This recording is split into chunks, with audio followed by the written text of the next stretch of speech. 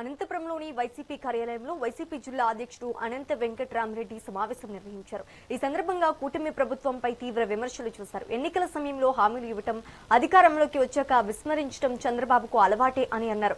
కూటమి ప్రభుత్వం రైతులు, యువత, విద్యార్థులకు అనేక హామీలు ఇచ్చిందని గుర్తు చేశారు.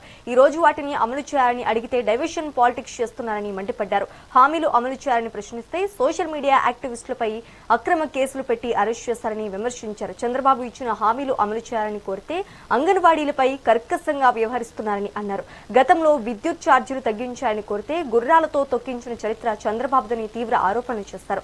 రాజధానికి తాము వ్యతిరేకం కాదని, నిర్మాణాలకు అనువును కాని ప్రదేశాల్లో కట్టడాలు చేపట్టడం తప్పు అని అన్నారు.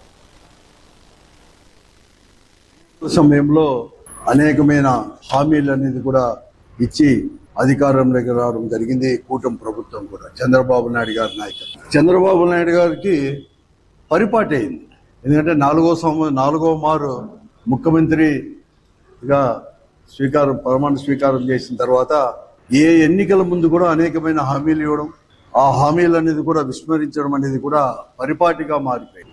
సూపర్ 6 అమలు చేస్తానని చెప్పేసి అనేకమైన హామీలు కూడా ఇవ్వడం జరిగింది. ఇంతవరకు మొదటి సంవత్సరం అంటే 2024 జూన్లో ప్రమాణ స్వీకారం చేసిన తర్వాత ఈ ప్రభుత్వం మొదటి సంవత్సరం అంతా కూడా ఒక్క హామీని కూడా అమలుపరచలేదు.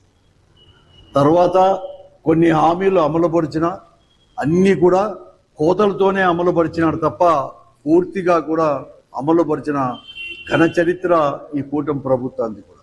దాంట్లో భాగంగానే ఉద్యోగస్తులకు కావచ్చు, లేకపోతే వ్యవసాయదారులకు, రైతులకు కానీ, విద్యార్థులకు, తర్వాత యువకులకు అందరికి కూడా అనేకమైన హామీలు ఇవ్వడం జరిగింది. ఇంతవరకు ఏది కానీ హామీలు అనేది కూడా అమలు పరచనే పడుతుంది. ఏదైనా కానీ అడిగితే చాలు డైవర్షన్ పాలిటిక్స్, లేకపోతే వారిపైన కఠినమైన చర్యలు కూడా తీసుకోవడానికి కూడా ఎక్కడ కానీ వెనుకాడు లేకుండా ఉండే ప్రభుత్వం కూడా ఈరోజు కూడా ఎన్నికల సమయంలో అనేకమైన హామీలు అనేది కూడా